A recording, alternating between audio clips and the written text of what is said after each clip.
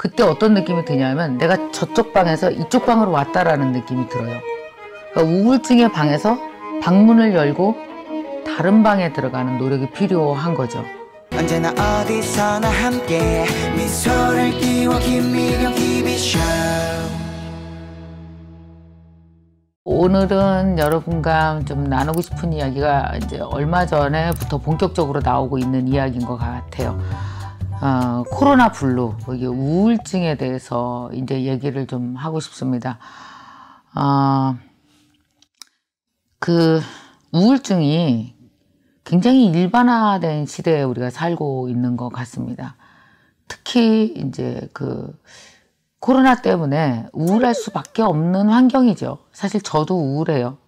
어떤 때 되게 그냥 일에 몰입해 있을 때는 전혀 모르다가 어느 순간 옛날에는 이렇게 열심히 일을 하고 나면 이렇게 여행이라는 걸 갔거든요. 그래서 이렇게 텐션을 줄여줬었던 것 같아요. 이렇게 끊어질 수 있었던 거죠. 열심히 일하고 딱 끊고 어디 여행 한번 갔다 오면 또 해소 좀 하고 다시 몰입하고 이렇게 되는 구조죠. 옛날에 우리가 다 그러고 살았잖아요. 열심히 일하고 해소하고 몰입하고 이런 리듬 속에서 살았는데 코로나 블루가 생길 수밖에 없는 이유가 뭐냐면 코로나는 우리의 리듬을 다 깨버린 것 같아요. 일단 열심히 일을 할 수 없게 만들고요. 그러니까 이제 일자리에 문제가 생긴 거죠.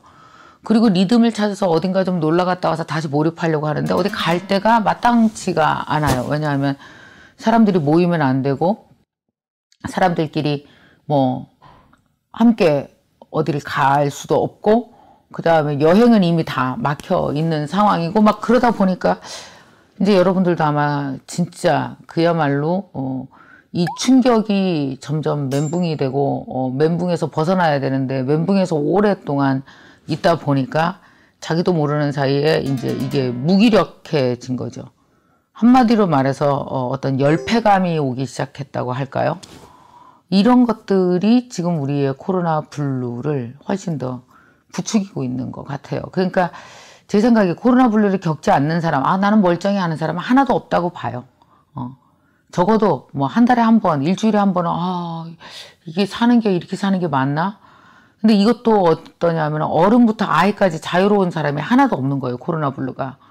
얼마 전에 제가 아는 그 지인의 아들은 대학교 1학년인데 학교를 한 번도 못 간 거예요. 그리고 공부 열심히 해갖고 대학을 갔는데 아이가 술을 잔뜩 먹고 와서 하루는 울더래요. 그 심정이 이해가 가죠. 우리 다 울고 싶은 상황이니까요. 자, 그래서 한번 생각해 보죠. 우리 코로나로 인한 어떤 경제적인 타격 혹은 일자리의 문제 혹은 경제적으로 굉장히 미래가 어두워진 이 환경, 그 학생들은 이전에 했던 일을 지속적으로 할 수 없는 것에 대한 어떤 힘듦, 이 모든 것들을 갖고 한번 같이 얘기해 봤으면 좋겠어요. 자, 먼저 첫 번째는 이걸 좀 해보면 어떨까 싶어요. 원래 그 우울증이라는 게 솔직히 말해서 혼자 해결을 못 한다고 그럽니다. 그래서 실제로 전문가의 도움을 받아야 되고, 그러니까 심한 사람은 상담 받고 약 먹고 이거 해야 돼요. 그걸 혼자 이겨내려고 하면 안 되는 거죠. 근데 만약에 혼자 이겨낼 수 있을 정도로 만약에 문제가 좀 작다 그러면 작은 문제일 때 어떻게 해결해야 되는지 한번 생각해 봤으면 좋겠어요. 첫 번째는 저는 이런 방법을 우선 몇 가지 추천드리고 싶은데 제안하고 싶은 첫 번째 방법은 작지만 내가 아까 말씀드린 거 말이에요. 몰입하고 잠깐 쉬고 몰입하고 잠깐 쉬고 할 수 있는 그 어떤 작은 일을 하나 만드는 거죠. 그게 뭐 취미도 괜찮고 아니면 집안 내에서 무엇인가 할 수 있는 것도 괜찮고 뭐든지 딱 하나를 잡아서 리듬을 주는 거예요. 그러니까 큰 성과를 바라는 게 아니고 아주 작지만 내가 재미있게 몰입해서 1시간 하고 쉬고 1시간 하고 쉬고 이렇게 리듬을 갖게 하는 거죠. 우울증의 제일 큰 문제가 리듬이 사라지는 겁니다. 하고 싶은 게 하나도 없어지는 그 지경이거든요. 그러니까 뭘 해도 하나, 뭐 나는 그 운동을 할래, 아니면 뭐 음식을 만들래, 아니면은 뭐 만드는 걸, 손으로 만드는 걸 할래, 뭐를 통해서건 스스로에게 리듬을 줄 수 있는 것을 하나를 만드는 거고요. 두 번째는 여러분 한번 이런 생각 해보세요. 문을 열고 나가야 돼요. 그러니까 내가 나갈 수 있는 문 하나를 얼른 만들어 놓으셨으면 좋겠습니다. 억지로 문을 만드는 거죠. 우리가 어떤 게 있냐면요. 느슨하게 살다가 목표 하나가 딱 생겼을 때 그 느낌 아세요? 문을 확 열고 나가는 느낌이 사람들이 들잖아요. 저는 되게 힘들 때는 나만의 문을 만듭니다. 그러니까 어떤 거냐면 만약에 되게 힘들고 어려운 때가 있어. 그러면 저는 그냥 옷방에 가서 옷감 하나를 들고 나와서 재단을 시작해서 옷을 만들어요. 그게 말하자면은 나만의 문을 연 거죠. 그래서 그 옷을 만들다 보면 다음날 더 잘 만들고 싶고 더 잘 만들고 싶고 그때 어떤 느낌이 드냐면 내가 저쪽 방에서 이쪽 방으로 왔다라는 느낌이 들어요. 그러니까 우울증의 방에서 방문을 열고 다른 방에 들어가는 노력이 필요한 거죠. 한편 그럼 이런 질문도 할 수 있어요. 그 우울한 사람이 어떻게 문을 여냐? 그러니까 그 문도 열지 못할 정도로라면 그건 아픈 거예요. 진짜 병원 가야 되는데 혼자서 해결할 수 있을 정도의 것을 아무 문도 안 열고 그냥 누워있음으로써 병을 더 키우지 말고 아직 그 전 단계이신 분은 나한테 무슨 문이 있지? 나한테는 어떤 문을 내가 열어야 되지? 라는 생각을 좀 해보셨으면 좋겠어요. 그리고 또 다음으로 제가 하나 더 여러분에게 제안해 드리고 싶은 게 있습니다. 이건 조금 더 철학적일 수 있다고 말할 수 있겠는데요. 내 문제를 작게 볼 수 있어야 돼요. 그러니까 사실은 만약에 사업이 안 됐어. 엄청 큰 문제죠. 근데 내 문제로부터 가까이 붙어 있으면 어떤지 아세요? 문제가 보이지 않아요. 그러니까 내 문제가 이렇게 생겼어요. 손가락처럼. 근데 가까이 있으면 어떤지 아십니까? 이게 다 뭉퉁거려져서 보여서 사실은 문제 해결 능력이 엄청 떨어져 있어요. 그래서 사람들이 대부분 큰일을 당하고 그 문제만 들여다보고 아우 나 어떡해 그러잖아요. 그러면 그때마다 내는 모든 솔루션이 다 좌충수예요.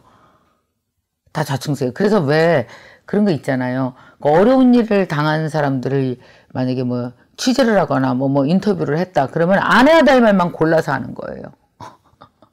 안 해야 될 짓만 골라서 하는 거예요. 사람들이. 그래서 제일 좋은 방법은 일단 큰 문제가 생겼을 땐 일단 시간을 버는 거죠. 자는 거고요. 두 번째는 문제로부터 좀 떨어져서 멀리 가서 보는 겁니다. 저 멀리서 이 문제를 보면은 문제가 어때요? 보여. 이건 새끼손가락, 이건 두 번째 손가락. 이게 보여요, 손가락이. 가까이 있으면 손가락이 하나도 안 보여서 문제를 키우는 거거든요. 그래서 사건으로부터 떨어지는 방법은, 그러니까 나의 힘든 일로부터 떨어지는 방법은 첫째는 시간으로 떨어져 있을 것. 하루 정도 더 생각할 것. 두 번째는 공간적으로 떨어져 있을 것이거든요. 근데 제가 말하는 이 공간은 실제로 그 사람으로부터 떨어져 나오는 어떤 공간적인 어떤 해제도 있지만 내 머릿속에 있는 거는 내가 나를 데리고 다니니까 얘로부터 떨어질 수가 없잖아요. 왜냐? 생각은 내 머릿속에 있으니까. 그래서 진짜 좋은 방법 하나가 뭐냐 하면은요. 내 머릿속에 있는 내 문제로부터 내가 멀어지는 방법이 뭔지 아세요? 그게 뭐냐면 내 문제를 작게 볼 수 있는 하나의 능력인데 저는 그게 공부라고 생각하거든요. 책을 읽고 더 지적으로 현명해지는 능력을 갖는 것. 그거요. 그래서 왜 우리가 다양하게 지적인 능력을 갖고 공부를 하면 이거는 그거였구나. 논리적으로, 감정적으로, 지적으로 현명해지고 내 문제를 작게 볼 수 있는 거예요. 그러니까 여기서 와글와글 막 사고치지 않고 문제로부터 떨어져 갖고 그래 이건 지나갈 거야. 그래 이건 잠만 자도 될 거야. 이건 내가 그 사람을 잠시 이런 식으로 해석해야 돼. 예를 들면 제가 얼마 전에 얘기했던 나를 되게 나에게 뭐 나쁜 짓 하고 못된 짓 하고 한 사람을 어떻게 해야 돼? 그럼 그 사람만 욕한다. 그 사람 문제 이렇게 있다. 그러면 그 사람과 아주 문제를 부풀려요. 오히려 나를 해한 사람과 더 큰 문제를 부풀려서 네가 어떻게 그럴 수 있냐가 계속 부풀어져요. 그럼 이런 생각을 하는 거죠. 멀리 떨어져서 내 인생에서 그 사람의 역할은 딱 거기까지였구나. 더 이상 바란 내가 문제였어. 오히려. 그러면 그 사람은 그 자리에 두자. 그의 역할은 거기까지였으니까. 그리고 그 사람으로부터 떨어져 나오는 거죠. 뭐 이런 어떤 현명함이 꼭 종교의 힘을 빌리지 않아도 자신의 생각의 힘으로 할 수 있다는 거죠. 근데 사람의 생각의 힘을 기르는 건 결국 뭐예요? 책이고 공부고 연마되어지는 거예요. 생각을 연마하는 거죠. 그렇게 함으로써 내가 굳이 우울해하지 않아도 되는 문제에 굳이 붙어서 우울을 키우지 않아도 될 수 있지 않나. 저는 그런 생각을 해봅니다. 이번에도 신문에서 보니까 코로나 우울증으로 인해서 자살률이 되게 많이 높아진다는 이걸 보고 너무 속이 상했어요. 인간이 태어나서 최고의 발명은 나 스스로를 태어나게 한 힘이고, 두 번째, 태어나게 한 힘을 더 가치 있는 사람으로 살기 위해서 우리가 애쓴 거고, 그것 자체가 위대한 창조물이잖아요. 근데 창조한 모든 것들은 사실 어찌 보면 또 무너질 수도 있습니다. 그 무너졌을 때는 얼른 다시 창조의 기초인 나로 돌아가서 천천히 5년, 10년 시간을 갖고 다시 한번 시작해 볼 것. 우리에게 최고의 자산은 나, 그리고 시간. 그렇다면 이거는 얼마든지 이렇게 확장되어져서 또다시 만들 수 있다 라는 생각으로 여러분 우울해하지 마시고 다시 여러분으로부터 다시 시작할 수 있는 분들 되셨으면 좋겠습니다. 저도 그렇게 하루하루 문장 만들면서 다시 살아내고 있거든요. 여러분 힘내시기 바랍니다.